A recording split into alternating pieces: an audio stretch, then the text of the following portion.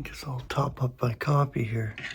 I gotta get that little stand for my phone and put it out here. I was thinking about service or servitude. I did the word service for the word study, but I didn't actually do the word servant. Now, our service is in the Lord always, and it's not like Christianity. We do our service 24/7 because in spirit, that's where we're at. And no matter what, we're serving the Lord through the good, bad, and ugly. Service for the saints. If we are to share anything and pray for our brethren and share in spirit as we do with each other and share these videos that we do on YouTube, it's part of our service and what God has called each one of us to do. This is what we do. Jersey says hello. Look. Say hello. Psst, psst. Yeah. Say hello, Jersey. Hello. There we go. That's how he says hello. But anyway, we each have a calling. We each have a place in the body of Christ, and God places us perfectly. So we do our service in that respect. But I really want to do this word, servant. And all the scripture I give here is from Paul's letters. And we'll see what he says. Here's the word right here. There's your Greek. There's your English elements through servitor. And what is the concordant definition? A person's dispenser of things. So I've got two words here, servant and dispenser. They're both in the same category. And we've got quite a few scriptures here. So we'll start with the word servant. It's concordant scripture from the concordant version. If you don't have that concordant version, if you're new to my channel, go to concordant.org. You can get that version of scripture.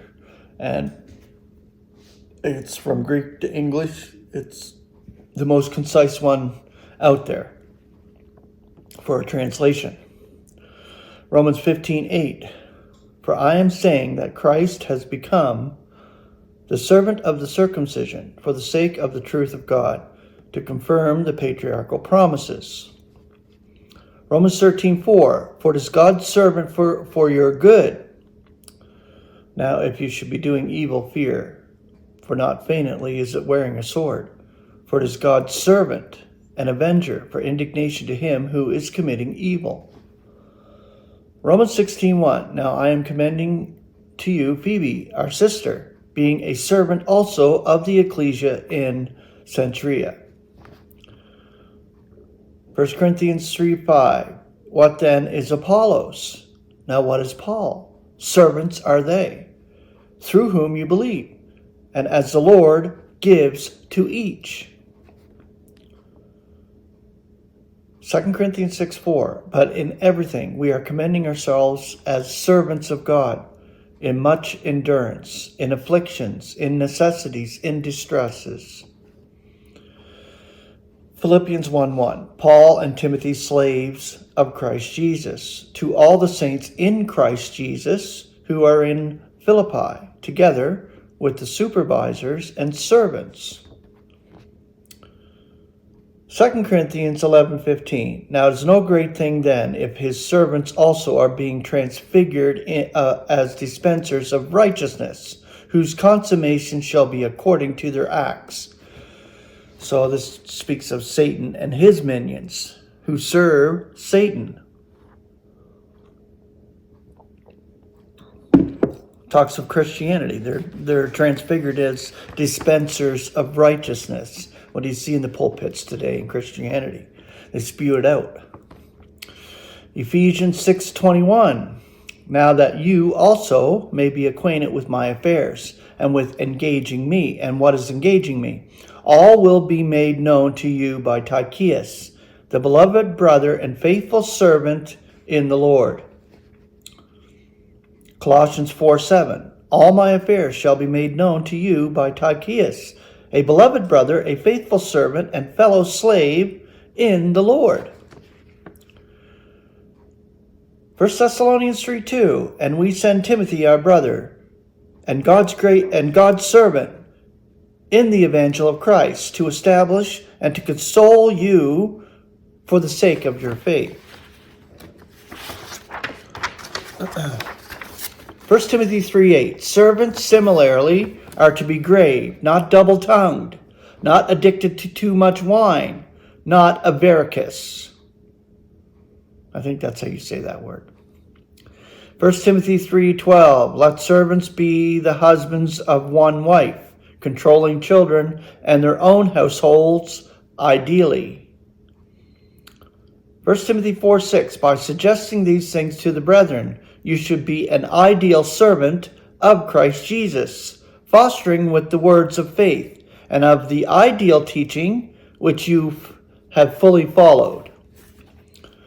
Now the word dispenser, 2 Corinthians 3:6, who also makes us competent dispensers of a new covenant, not of the letter, but of the Spirit. For the letter is killing, yet the Spirit is vivifying. 2 Corinthians 11:15, is no great thing then if his servants also are being transfigured as dispensers of righteousness, whose consummation shall be according to their acts. It's the same scripture, but the word dispenser is in there.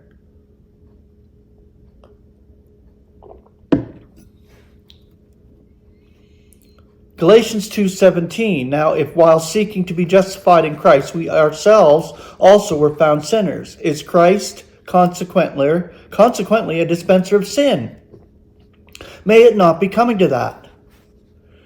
Colossians 1:7, according as you learned it from Epaphras, our beloved fellow slave, who is a faithful dispenser of Christ for us. Ephesians 3:7, of which I became the dispenser in accord with the gratuity of the grace of God, which is granted to me in accord with his powerful operation.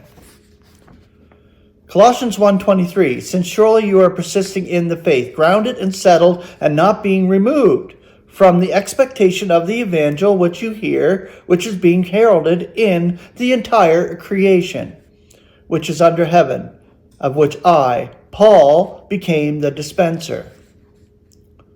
And Colossians 1:25, of which I became a dispenser in accord with the administration of God, which is granted to me for you to complete the word of God.